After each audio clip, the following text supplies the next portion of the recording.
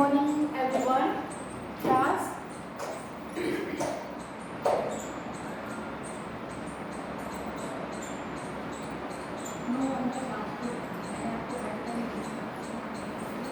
So class, today I am taking some important points in this chapter, chapter number 1, what, where, how and when. Okay, in this chapter you have to highlight some points. I am going to dictate you.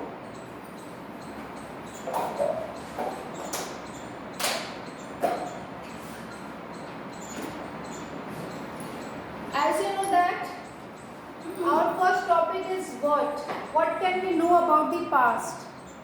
Okay, I had already told you that कि past के बारे में आपको यहाँ पे क्या पढ़ना है, and since it is your history chapter 1 और ये आप यहाँ से सोशल स्टडीज़ में हिस्ट्री से इंट्रोड्यूस हो रहे हो, तो यहाँ पर आप पास्ट के बारे में क्या जान सकते हो. तो मैंने आपको बताया था कि you can find out about the life of hunters, gatherers, craft persons, merchants, rulers, artist. This all kind of people you will going to introduce in this chapter.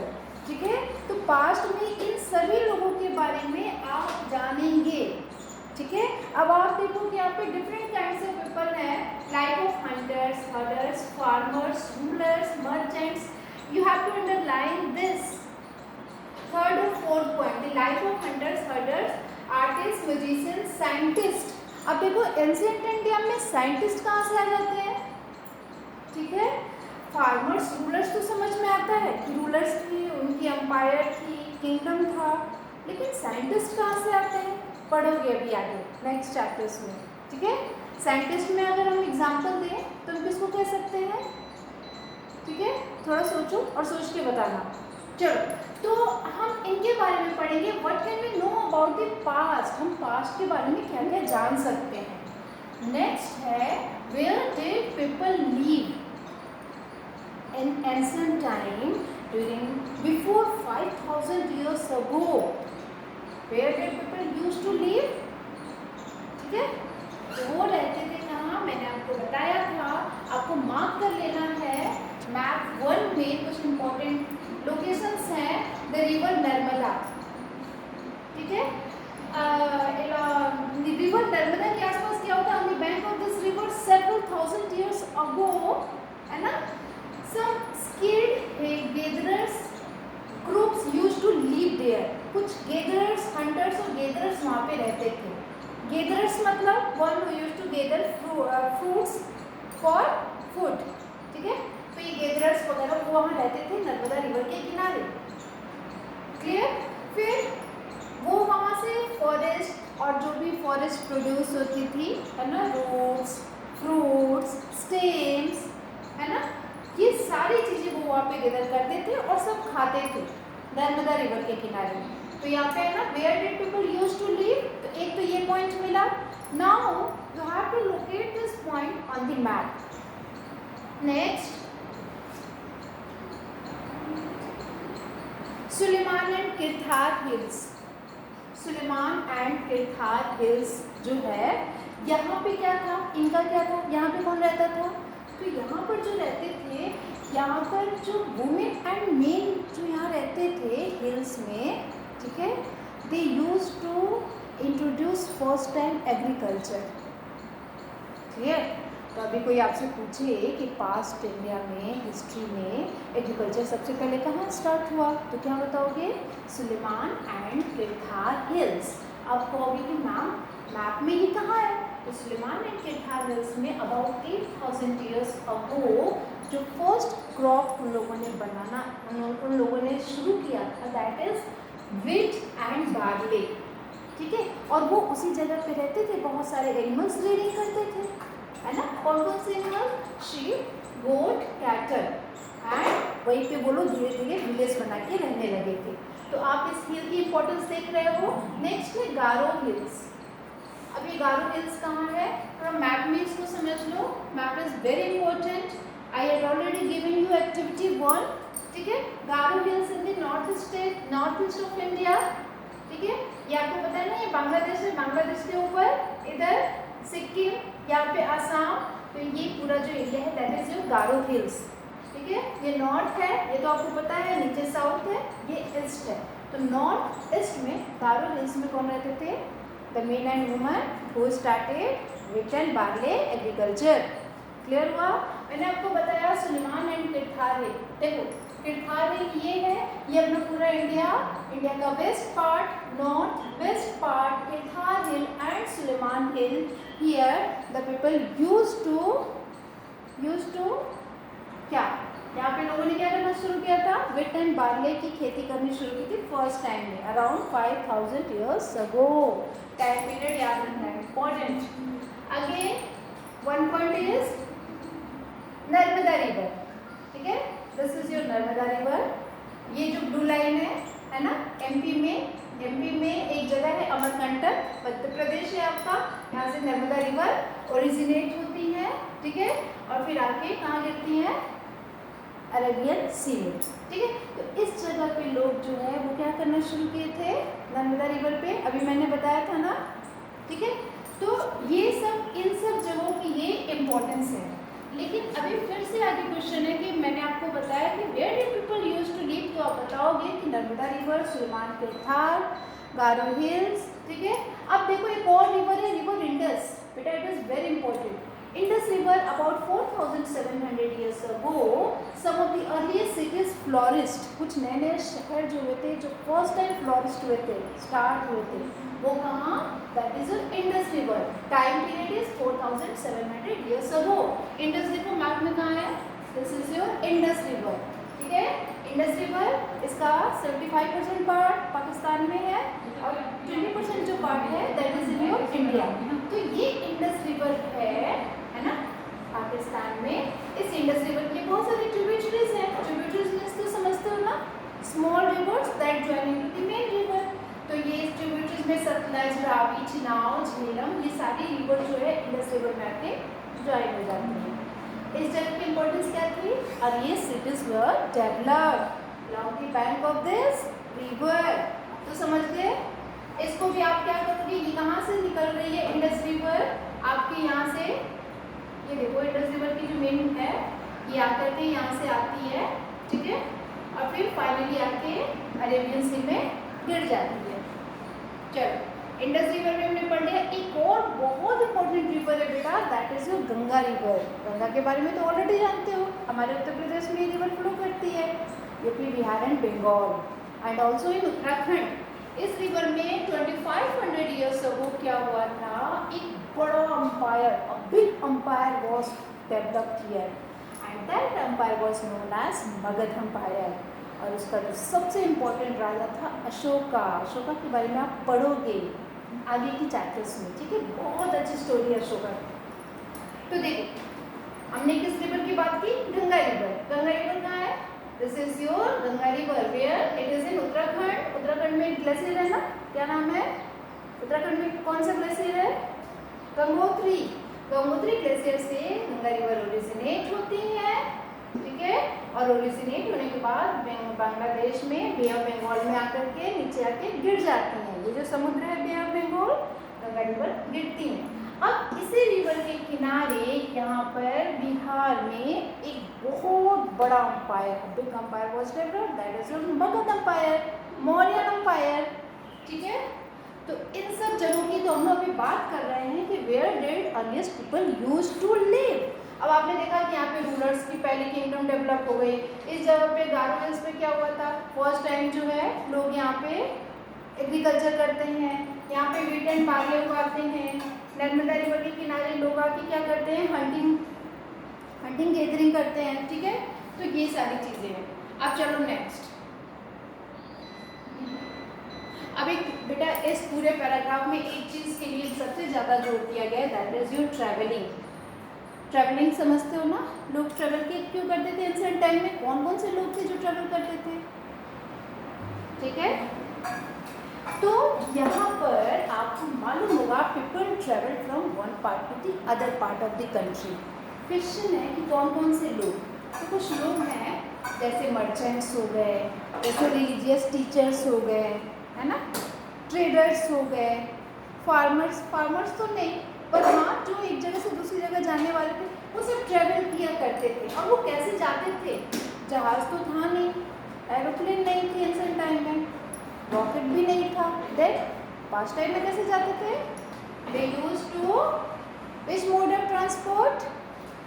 They used to bullock carts, बैलगाड़ी थी उस time ancient India में? नहीं, बैलगाड़ी से भी पहले कुछ तो था ना। तो देखो यहाँ पे क्या है कि डेजर्ट एरिया हो, रिवर्स एरिया, सीज, बहुत ही डेंजरस उनकी जर्नी हुआ करती थी एंशिएंट इंडिया में। तो फिर क्या होता था?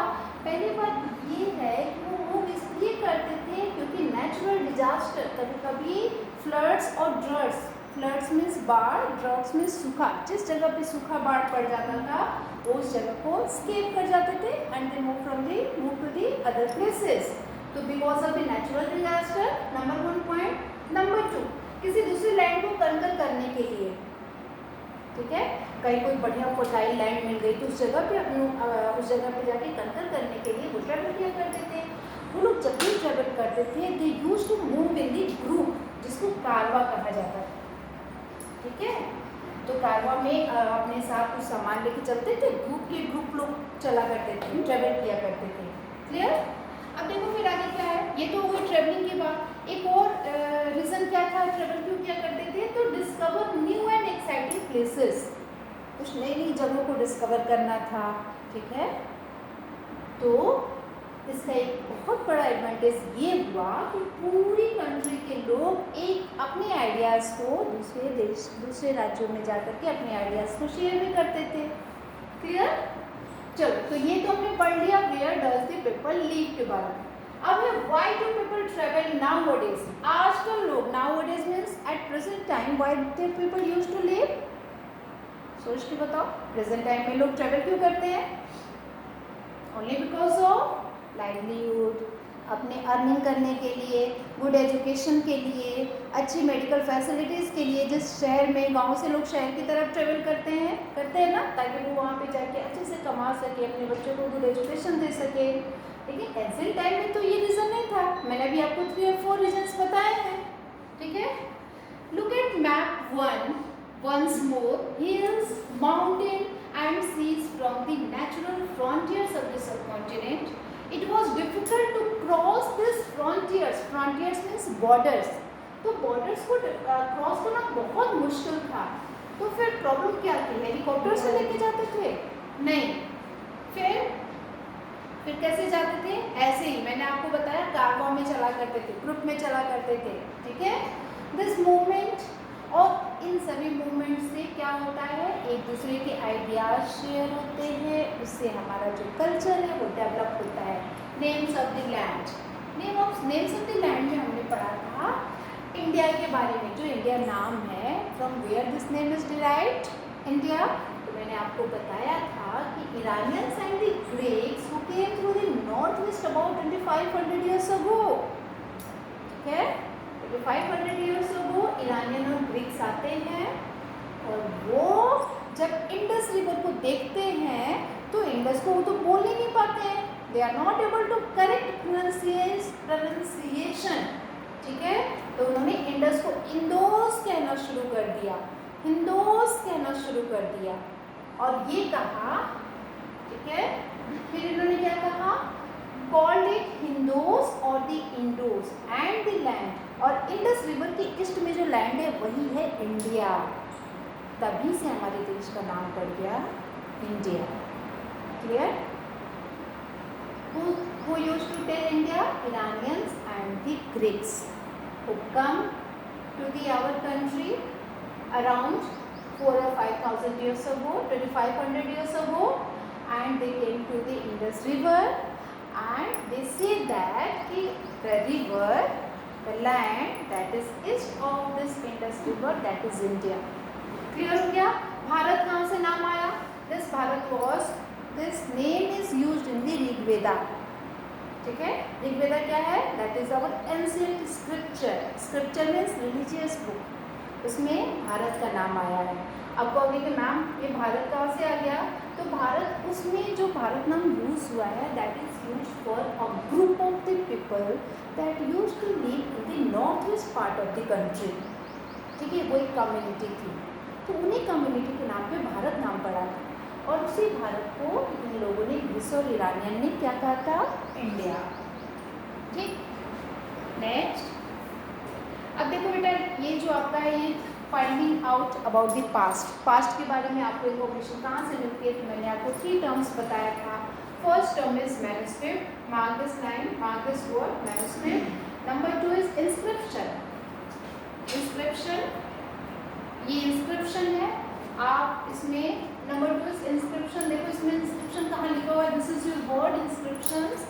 And number 3 is archaeological finds. ठीक है, नंबर 3 इज आर्काइलॉजिकल सोर्सेस।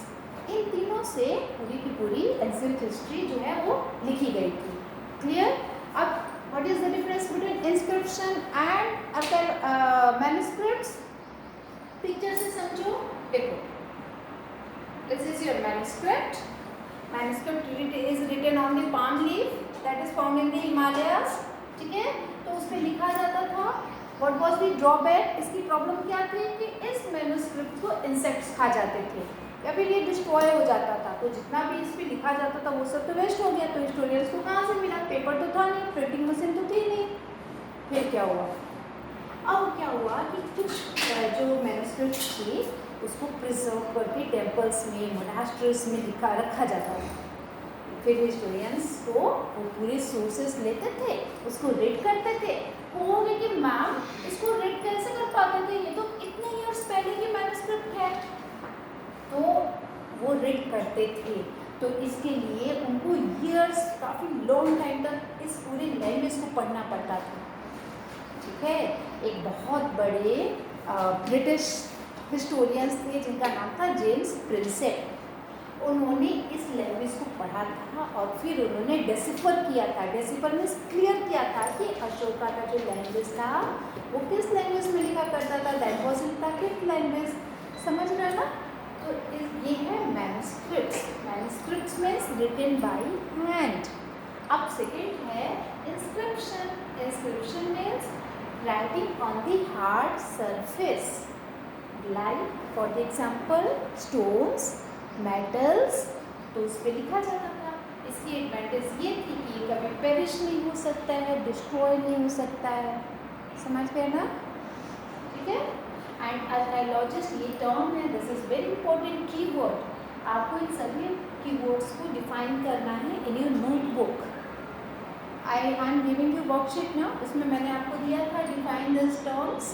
तो आर्काइलॉजिस्ट कौन होते हैं? One who study the past. Clear? Past के बारे में। पास्ट में क्या पढ़ेंगे? बिल्डिंग्स, रिमेन्स पढ़ेंगे, स्टोन्स पढ़ेंगे, ब्रिक्स पढ़ेंगे, पेंटिंग्स, स्कल्पचर्स। सो इन सबको रीड करने के बाद आर्काइलॉजिस्ट क्या करते हैं? हिस्ट्री को लिखते हैं। ठीक है।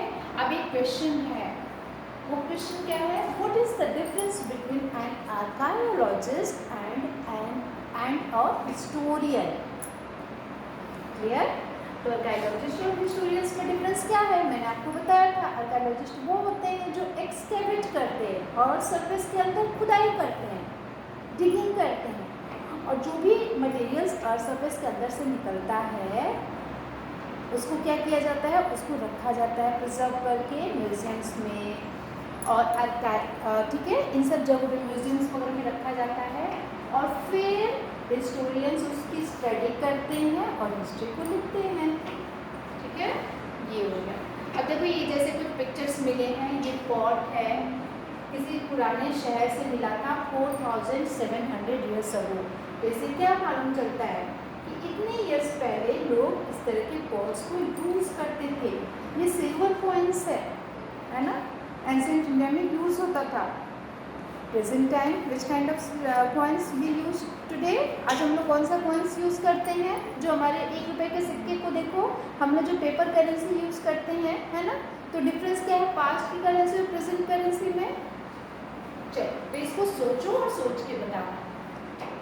because you are also a detective, you are also a historian, one past or many.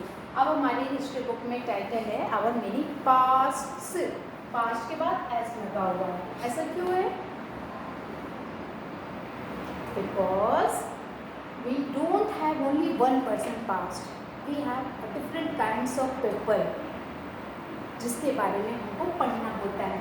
जैसे लाइफ ऑफ मर्चेंट्स के बारे में पढ़ते हो, क्राफ्ट पर्सन के बारे में पढ़ते हो, फार्मर्स को भी पढ़ रहे हो, किंग्स और क्वींस को भी पढ़ रहे हो, तो उन सबकी अलग अलग पास्ट है, इसीलिए पास्ट में एस लगा दिया गया है, so that we can study all this people, ठीक है, of the society. Dates mean, what do dates mean? मैंने आपको दो टर्म बताया था, one is AD and second is BC, ठीक है।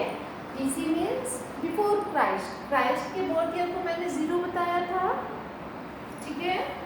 देखो मैं आपको यहाँ पे एक पिक्चर से समझाती हूँ।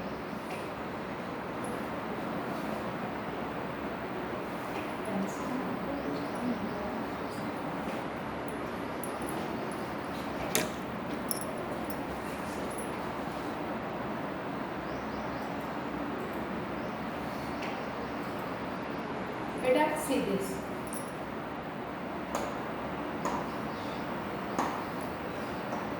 this is your date line, timeline जो मैं बोल रही थी आपको बताने के लिए, ठीक है। बीच में इनके बीच को हम लोग 0 मान लेते हैं। 0 means Christ birth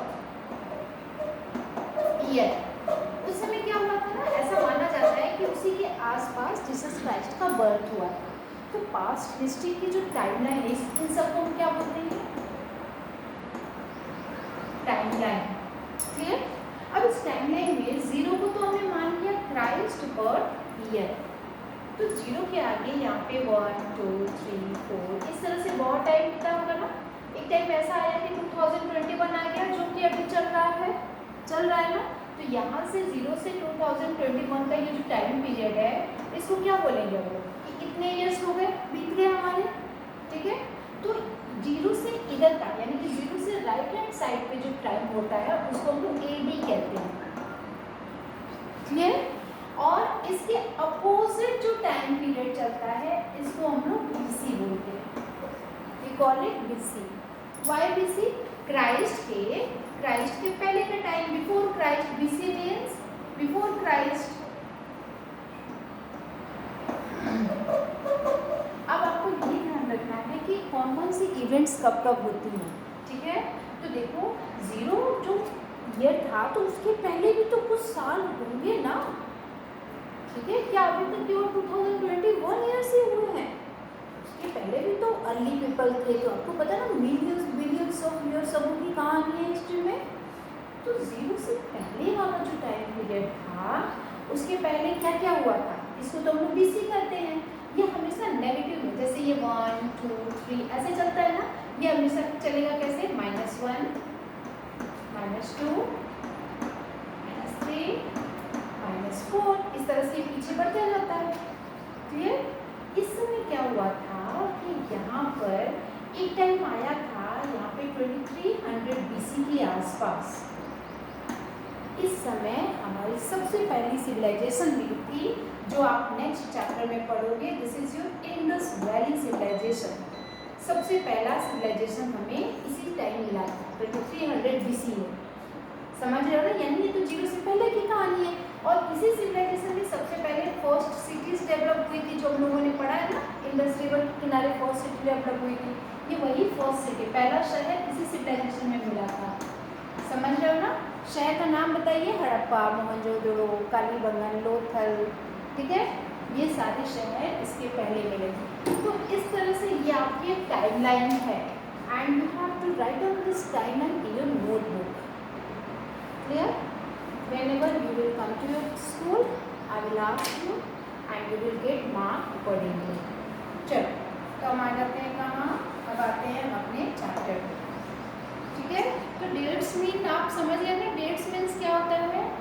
so this is all about your chapter.